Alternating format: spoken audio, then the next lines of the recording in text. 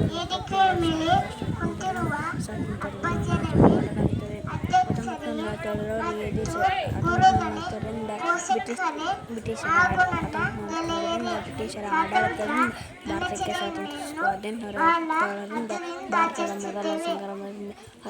ನನ್ನ ಹೆಸರು ಸುನೀಲಾ.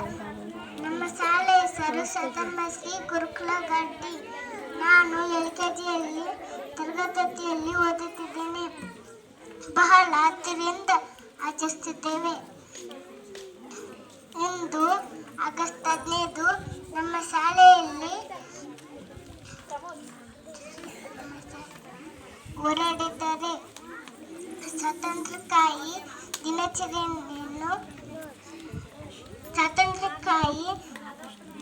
ಮಹಾತ್ಮ ಗಾಂಧೀಜಿ, ಕಿತ್ತೂರು ರಾಣಿ ಚೆನ್ನಮ್ಮ, ಸಂಗೊಳ್ಳಿ ರಾಯಣ್ಣ, ಸುಭಾಷ್ ಚಂದ್ರ ಬೋಸ್